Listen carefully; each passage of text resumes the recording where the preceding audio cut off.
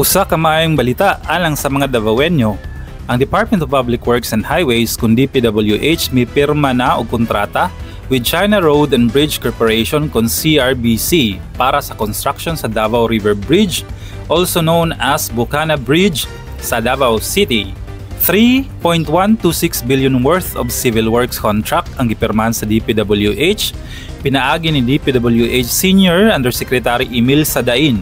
Si General Manager Ren Xiaoping ang mipirma alang sa CRBC nga bahin.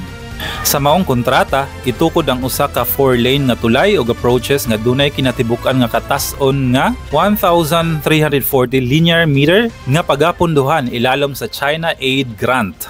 Ang maong DPWH CRBC contract signing nga nahitabo niining November 3, 2003 lamang, gisaksihan usab nila Councilor Yang Gouliang sa Embassy of China in the Philippines, CRBC Assistant General Manager Zhang Lei, Project Director Rodrigo de los Reyes gikan sa DPWH Unified Project Management Office, Bridge Management Cluster or UPMO-BMC, ug ni DPWH OIC Chief Accountant Jun Balise.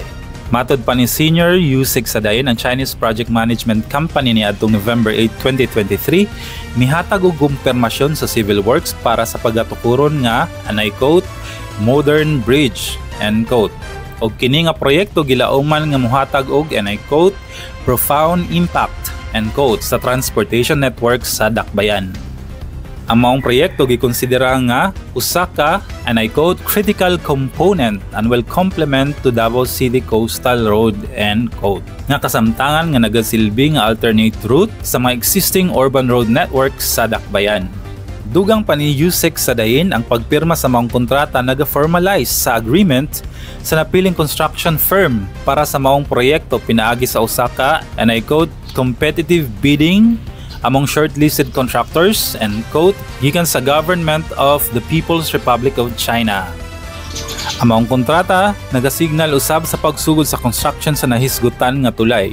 Sa mosunod nga 24 ka bulan or hantod sa November 2025, ang DPWH UPMO, BMC ug CRBC magtambayayong sa pagtrabaho para sa, and I quote, quality completion of the China Aid localized project para sa Davao River Bridge nga pagatukuron diha mismo sa baba sa maong suba unsa Bukana area. Sa makausap pa, base sa project specifications ang maong proyekto, usa ka 4-lane, 6-span extra-dosed bridge nga dunay connection road, traffic engineering, lighting ug uban pang mga ancillary facilities. Ang detailed engineering design plan sa maong proyekto na approve na sa DPWH Central Office. Para sa Davao Portal, kini ang inyong higalang DP padayon nga maghatod kaninyo og mga kasikas ug updates sa mga proyekto sa Dakbayan. Subscribe for more!